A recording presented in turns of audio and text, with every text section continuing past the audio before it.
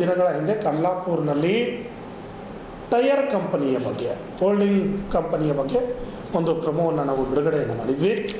ಈ ಒಂದು ಪ್ರೊಮೋಗೆ ತಕ್ಕಂತೆ ಉತ್ತರ ಸಿಗೋ ಹಾಗೆ ಕಾಣ್ತಾ ಇಲ್ಲ.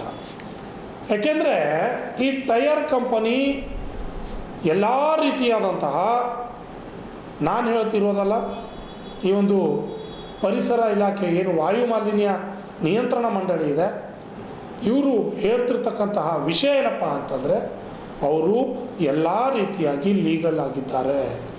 ಕೋಟ್ಯಾಂತರ ರೂಪಾಯಿ ಬಂಡವಾಳನ ಹಾಕಿ ಈ ಒಂದು ಕಾರ್ಖಾನೆಯನ್ನು ಪ್ರಾರಂಭ ಮಾಡಿದ್ದಾರೆ. ಕೇವಲ ಒಂದು ಅರ್ಧ ಗಂಟೆ ಮಾತ್ರ ಸ್ಮೋಕನ್ನು ಬಿಡ್ತಾರೆ, ಹೊಗೆಯನ್ನು ಬಿಡ್ತಾರೆ. ಅದರಿಂದ ಏನು ಮಹಾ ಅಂತ ಅನ್ನೋ ರೀತಿಯಲ್ಲಿ ಅಧಿಕಾರಿಗಳು ಉತ್ತರ ನೀಡುವಂತಹ ಪರಿಸ್ಥಿತಿ ಬಂದಿದೆಯಾ ಅಂತ. ಏಕೆಂದರೆ ಕಮಲಾಪುರ ತಾಲೂಕಿನ ಅಲ್ಲಿರ್ತಕ್ಕಂಥ ಸಾರ್ವಜನಿಕರು ಹೇಗೆ ಪರದಾಡ್ತಾ ಇದ್ದಾರೆ ಅಂತ ಅಂದರೆ, ಗಬ್ಬು ವಾಸನೆಯಿಂದ ಇನ್ನೂ ಕಮಲಾಪುರ ಎಂಟ್ರಿ ಇನ್ನೂ ಸ್ಟಾರ್ಟ್ ಆಗಲ್ಲ. ಕಮಲಾಪುರ ಅಲ್ಲಿಂದಲೇ ವಾಸನೆ ಪ್ರಾರಂಭವಾಗುತ್ತೆ. ಅಲ್ಲಿಂದ ವಾಸನೆ ಪ್ರಾರಂಭವಾಗಿ ಕಮಲಾಪುರ ತಹಸೀಲ್ದಾರ್ ಕಚೇರಿ, ಕಮಲಾಪುರ ಬಸ್ ನಿಲ್ದಾಣ, ಕಮಲಾಪುರ ಪಟ್ಟಣ ಪಂಚಾಯಿತಿ, ಕಮಲಾಪುರ ನಗರ, ಕಮಲಾಪುರ ಸಂಪೂರ್ಣ ಗ್ರಾಮ, ಇನ್ನು ಕಮಲಾಪುರ ತಾಲೂಕು ಪಂಚಾಯತ್ ಇಒ ಆಫೀಸ್ವರೆಗೂ ಈ ಗಬ್ಬು ವಾಸನೆ ಉಳಿಯುತ್ತೆ. ಆದರೂ ಕೂಡ ಏನೂ ಆಗ್ತಾ ಇಲ್ಲ. ಅವರು ಕೋಟ್ಯಾಂತರ ರೂಪಾಯಿ ಬಂಡವಾಳವನ್ನು ಹಾಕಿದ್ದಾರೆ.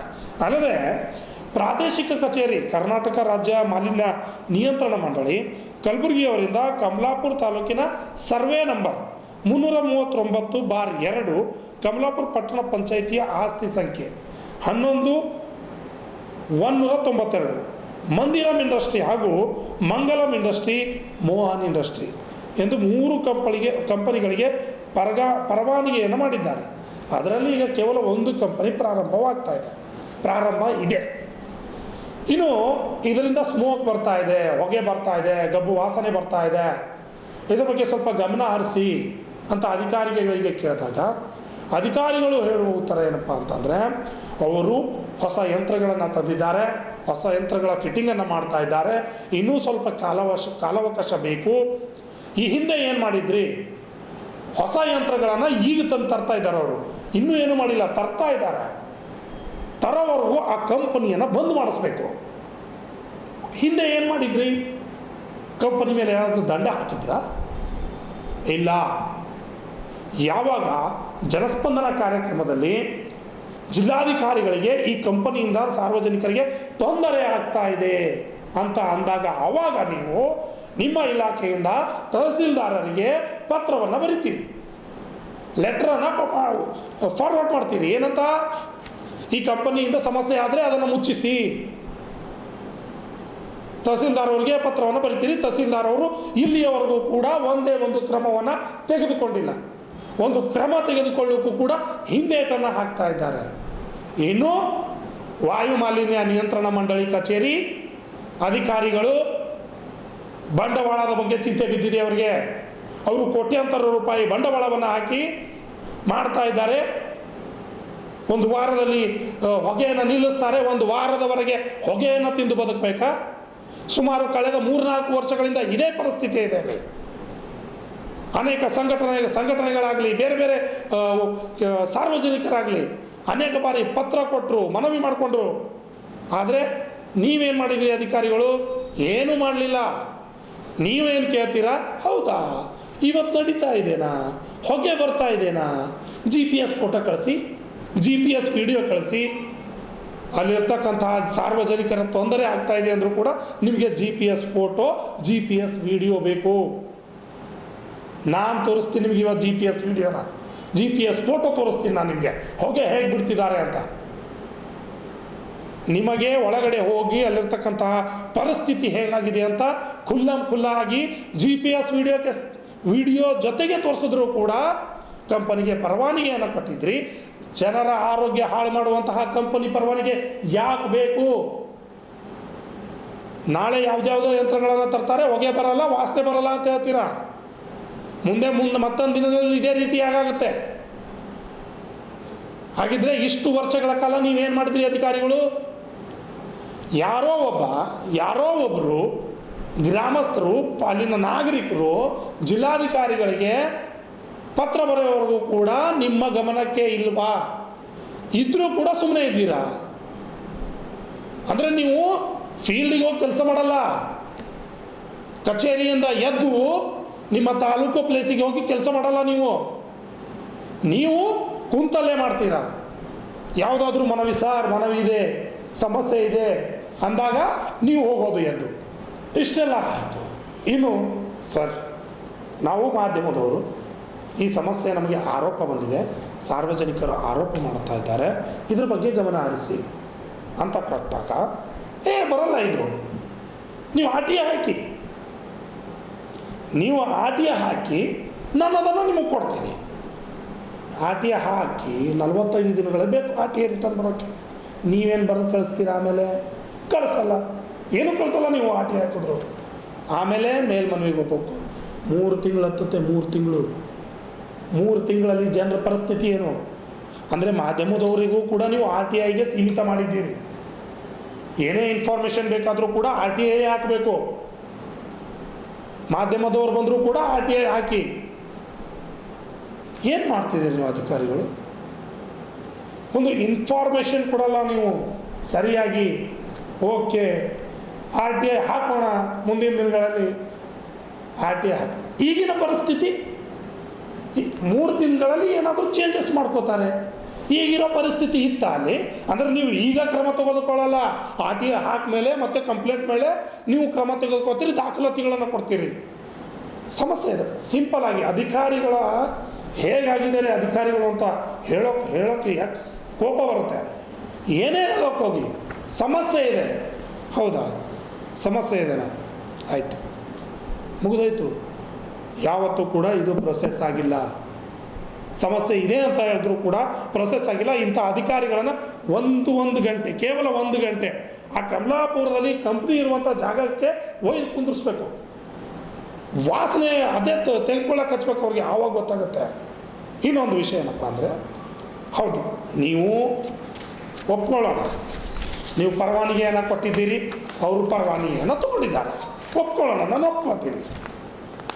ಯಾಕೆ? ಕಂಪ್ನಿಗಳಿಗೆ ಬೋರ್ಡ್ ಇರಲ್ವಾ? ಕಂಪನಿಗಳಿಗೆ ಬೋರ್ಡ್ ಬೇಕೋ ಇಲ್ವೋ? ಯಾವ ಕಂಪನಿ ಅಂತ ನೀವು ಕಂಡುಹಿಡಿತೀರಿ? ರೂಲ್ಸ್ ಏನಿದೆ? ಒಂದು ಬೋರ್ಡ್ ಇಲ್ಲ, ಯಾವ ಕಂಪನಿಗೆ ಬೋರ್ಡೇ ಇಲ್ಲ. ಹೌದಪ್ಪ, ನೀವು ಅಧಿಕಾರಿಗಳು, ನಿಮಗೆ ಗೊತ್ತಿರುತ್ತೆ ಎಲ್ಲೆಲ್ಲಿ ಏನು ನಡೆಯುತ್ತೆ, ಎಲ್ಲೆಲ್ಲಿ ಏನು ತೊಗೊಳ್ಬೇಕು, ಎಲ್ಲೆಲ್ಲಿ ಏನು ಮಾಡಬೇಕು, ಎಲ್ಲೆಲ್ಲಿ ಹೆಂಗೆ ಹೋಗ್ಬೇಕು ಅನ್ನೋದು ನೀವು ಅಧಿಕಾರಿಗಳು ನಿಮ್ಗೆ ಗೊತ್ತಿರುತ್ತೆ. ಮಾಮೂಲಿ ಮನುಷ್ಯರಿಗೆ ಏನು ಗೊತ್ತಿರಬೇಕು? ಈ ಜಾಗಕ್ಕೆ ಇದು ಇದೆ, ಈ ಜಾಗದಿಂದ ಇದು ಬರ್ತಾ ಇದೆ, ಟೈರ್ ಕಂಪನಿ ಅಂತ ಅಷ್ಟೇ ಗೊತ್ತಿದೆ ಜನರಿಗೆ. ಅಲ್ಲಿ ಏನಾಗುತ್ತೆ, ಅಲ್ಲಿನ ಜನರ ಪರಿಸ್ಥಿತಿ ಏನಾಗಿದೆ, ಬೆಳೆಗಳ ಹಾನಿ ಆಗ್ತಾ ಇವೆ ಈ ಒಂದು ಕೆಮಿಕಲಿಂದ ಮತ್ತು ಅವ್ರು ಬಿಡೋಂಥ ನೀರಿಂದ. ಅಂದರೆ ಬಾಯಿಲಿಂದ ಹೇಳಿದ್ರೆ ಆಗಲ್ಲ ರೀ, ದಾಖಲೆ ಬೇಕು, ದಾಖಲೆ. ತೊಗರಿ ಬೆಳೆ ನಾಶ ಆದರೂ ದಾಖಲೆ ಬೇಕು, ಶೇಂಗಾ ಬೆಳೆ ನಾಶ ಆದರೂ ದಾಖಲೆ ಬೇಕು, ಹೆಸರು ಬೆಳೆ ನಾಶ ಆದರೂ ದಾಖಲೆ ಬೇಕು, ಉಳ್ಳಾಗಡ್ಡಿ ಬೆಳೆ ನಾಶ ಆದರೂ ಕೂಡ ದಾಖಲೆ ಬೇಕು. ನಿಮಗೆ ದಾಖಲೆ ಬೇಕು. ದಾಖಲೆ ಕೊಟ್ಟರು ಕೂಡ ನೀವು ನಿಮ್ಮ ದಾಖಲೆನ ನಮಗೆ ಕೊಡಲ್ಲ. ಸಾರ್ವಜನಿಕರಿಗೆ ಸರಿ ದಾಖಲೆ ಕೊಡಿ, ಈ ರೀತಿಯಾಗಿ ನಡೀತಾ ಇದೆ, ಇದು ಅಕ್ರಮವಾಗಿ ನಡೀತಾ ಇದೆನಾ ಅಥವಾ ಹೇಗೆ ನಡೀತಾ ಇದೆ ನೋಡಿ ಕೊಡಿ ಅಂತಂದರೆ ಅಡ್ಡಿ ಹಾಕಿ 45 ದಿನ ಬೇಕು ಬರುತ್ತೆ. 45 ದಿನ ಬರಲ್ಲ, ಮೇಲ್ಮನವಿ ಹಾಕಿ ಮತ್ತೆ 1 ತಿಂಗಳು ಹೋಗುತ್ತೆ. ಮೇಲ್ಮನವಿ ಇಲ್ಲ ಅಂದರೆ ಮತ್ತೆ ಮೇಲೆ ಪೂರ್ತಿ ವಾಯುಮಾಲಿನ್ಯ ಮಂಡಳಿಗೆ ಹಾಕಿ. ಏನು ಮಾಡ್ತಿದ್ದೀರಾ ಅಧಿಕಾರಿಗಳು? ಸಾರ್ವಜನಿಕರ ಜೀವವನ್ನು ಹಿಂಡ್ತಾ ಇದ್ದೀರಿ. ಸಾರ್ವಜನಿಕರಿಗೆ ನೀವು ಸಹಕಾರಿಯಾಗಬೇಕು. ಆದರೆ ನೀವು ಎದುರುಗಡೆ ಇರೋನ್ನ ಕೋಟ್ಯಾಂತರ ರೂಪಾಯಿ ಬಂಡವಾಳವನ್ನು ನೋಡ್ತಾ ಇದ್ದೀರಿ. ಅವರು ಕೋಟ್ಯಾಂತರ ರೂಪಾಯಿ ಬಂಡವಾಳವನ್ನು ಹಾಕಿದ್ದಾರೆ. ಅವರು ಒಂದು 6 ದಿನದಲ್ಲಿ ರೆಡಿ ಮಾಡ್ಕೊತಿದ್ದಾರೆ. 2 ವರ್ಷ ಹಿಂದುಗಡೆ ಕತ್ತೆ ಕಾಯ್ದರು ಅವರು. 2 ವರ್ಷಕ್ಕಿಂತ ಹೆಚ್ಚಾಯ್ತು ಅದು ಪ್ರಾರಂಭ ಆಗಿ. ನೀವೇನು ಮಾಡಿದ್ರಿ? 2 ವರ್ಷ ಹಿಂದುಗಡೆನೇ ಅವರಿಗೆ ಡಾಕ್ಯುಮೆಂಟ್ ತರಿಸ್ಬೇಕಿತ್ತು. ಜನರು ಸಮಸ್ಯೆ ಇದೆ ಅಂತ ಕಂಪ್ಲೇಂಟ್ ಕೊಟ್ಟಿದಾಗ ನೀವು ಹೋಗಿ ಅವರಿಗೆ ಡಾಕ್ಯುಮೆಂಟ್ ರೆಡಿ ಮಾಡಿಸಿ ಅಂತ ಹೇಳ್ತೀರಾ? ನೀವೇ ದಲ್ಲಾಳಿಗಳಾಗಿಲ್ಲ. ನೀವು ಹಾಗಿದ್ರೆ ಅವ್ರ ಮೇಲೆ ಕಂಪ್ಲೇಂಟ್ ರಿಜಿಸ್ಟ್ರೇಷನ್ ಮಾಡಿ ಅವ್ರಿಗೆ ದಂಡ ಹಾಕಬೇಕಾಗಿತ್ತು. ಇಲ್ಲಿಯವರೆಗೂ ದಂಡ ಹಾಕಿಲ್ಲ. ಅಲ್ಲದೆ ಓಕೆ, ಅರ್ಧ ಗಂಟೆ ಬಿಡ್ತಾರೆ, ಬಿಡಲಿ. ಸಾರ್ವಜನಿಕರ ನಿಮಗೆ ಕೋಟಿ ರೂಪಾಯಿ ಬಂಡವಾಳ ಮುಖ್ಯ ಆಗಿದೆ, ಸಾರ್ವಜನಿಕರ ಆರೋಗ್ಯ ನಿಮಗೆ ಮುಖ್ಯ ಆಗಿಲ್ಲ, ಜನರ ಆರೋಗ್ಯ ನಿಮಗೆ ಮುಖ್ಯ ಆಗಿಲ್ಲ, ನಿಮಗೆ ನಾಚಿಕೆ ಬರಬೇಕು. ಇನ್ನು ಅಲ್ಲಿ ವಿಡಿಯೋ ತೋರಿಸ್ತೀನಿ ನಾನು, ಹೇಗೆ ನಡೀತಾ ಇದೆ, ಏನೇನು ಆಗ್ತಾ ಇದೆ, ಹೇಗೆ ಹೊಗೆ ಬಿಡ್ತಾ ಇದ್ದಾರೆ. GPS ಫೋಟೋ ಇದೆ ಮತ್ತು ಒಂದು ವಿಡಿಯೋ ಇದೆ, ಒಂದು 2 ವಿಡಿಯೋ ಇದೆ. ಅದು GPS ಅಲ್ಲ, ಇವತ್ತಿಂದೆ, ಬಟ್ ನಾನು ಹೇಳ್ತೀನಿ ಇವತ್ತಿಂದೆ. GPS ಫೋಟೋ ಇದೆ, ಫೋಟೋ ತೋರಿಸ್ತೀನಿ, ಫೋಟೋ ಜೊತೆಗೆ ವಿಡಿಯೋನು ತೋರಿಸ್ತೀನಿ, ಹೇಗೆ ಬಿಡ್ತಾರೆ ಅಲ್ಲಿನ ಹೊಗೆ ಅಂತ. ಅದು ನೋಡಿದ ಮೇಲೆ ಆದರೂ ನಿಮಗೆ ಬುದ್ಧಿ ಬರಲಿ ಅನ್ನೋದು ಮಾತ್ರ ಅಷ್ಟೇ ಕಳ್ಕೊಳ್ಳಿ ನಮ್ಮದು.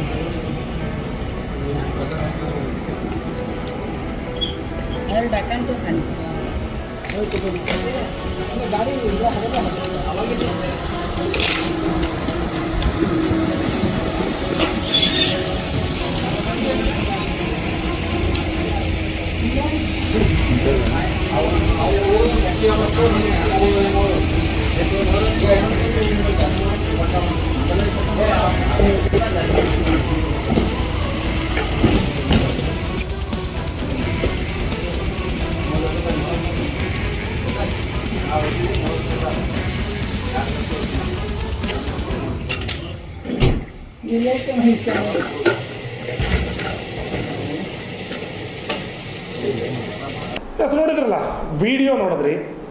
ನನಗೆ ಈ ಒಂದು ವಾಯುಮಾಲಿನ್ಯ ಇಲಾಖೆ ಮಂಡಳಿಯಿಂದ ಗೈಡ್ಲೈನ್ಸ್ ಇರುತ್ತೆ ಅಂತ ಅಲ್ಲಿರ್ತಕ್ಕಂಥ ಒಬ್ಬ ಮೇಡಮ್ ಅವರು ಹೇಳಿದ್ರು. ಅವ್ರ ಹೆಸರು ತೆಗೆದುಕೊಳ್ಳೋದು ಬೇಡ.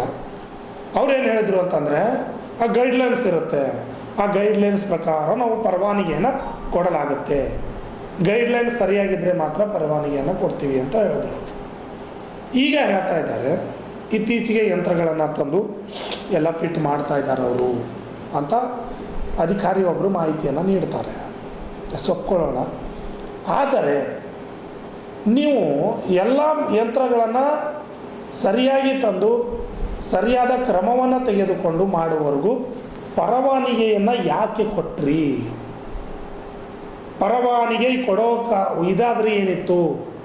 ಎಲ್ಲ ದಾಖಲಾತಿಗಳನ್ನು ತಂದು ಎಲ್ಲ ಕಂಪನಿಯನ್ನು ಸೆಟ್ ಮಾಡಿದ ಮೇಲೆ ನೀವು ಪರವಾನಗಿ ಕೊಡಬೇಕಿತ್ತು.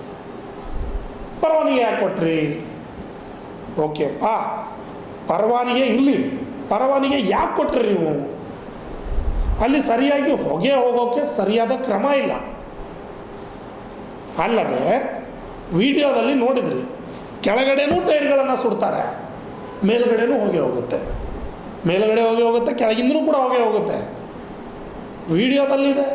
ಅಲ್ಲದೆ ಇನ್ನು ನೀವು ಹೇಳ್ತಾ ಇದ್ದೀರಿ ಪಾಲ್ಯೂಷನ್. ಒಂದು ಕಂಪನಿ ಅಂತ ಅಂದಮೇಲೆ ಹೊರಗಡೆ ಒಂದು ಬೋರ್ಡ್ ಇರುತ್ತೆ, ಯಾವ ಕಂಪನಿ ಏನು, ಇವ್ರು ಏನು ಮಾಡ್ತಾ ಇದ್ದಾರೆ, ಎಷ್ಟು ಹೊಗೆಯನ್ನು ಬಿಡ್ತಾ ಇದ್ದಾರೆ ದಿನಾಲು. ನಿಮ್ಮ ಅಧಿಕಾರಿಗಳ ಕೆಲಸ ದಿನಾಲು ಅವರು ಏನು ಮಾಡ್ತಾ ಇದ್ದಾರೆ, ಎಷ್ಟು ಪ್ರಮಾಣದ ಹೊಗೆಯನ್ನು ಬಿಡ್ತಾ ಇದ್ದಾರೆ ಅನ್ನೋ ಮಾಹಿತಿಯನ್ನು ನೀವು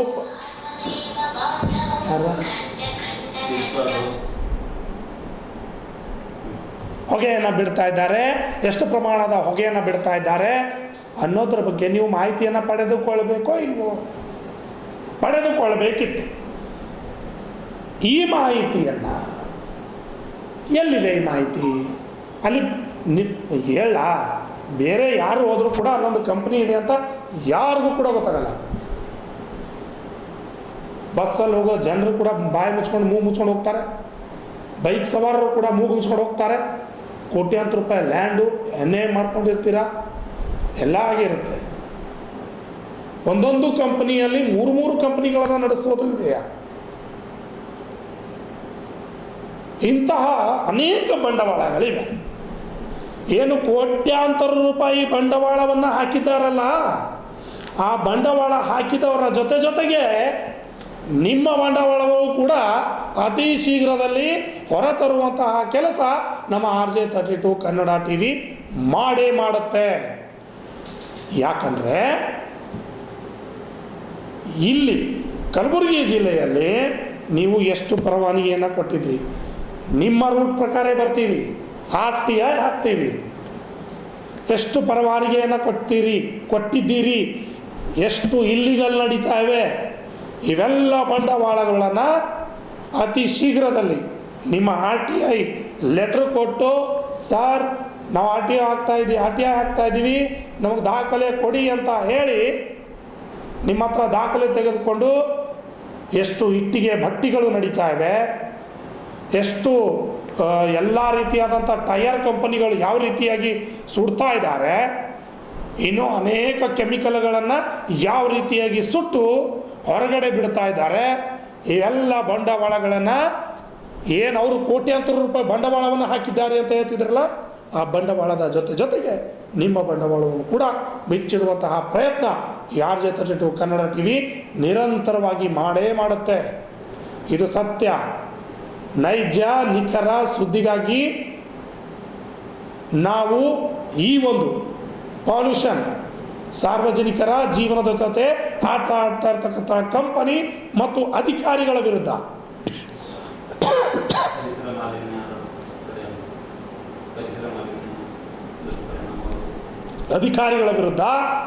ಈ ಒಂದು ಪರಿಸರ ಮಾಲಿನ್ಯವನ್ನು ತಡೆಗಟ್ಟುವಂಥ ಕೆಲಸ ಮಾಡ್ತೀವಿ.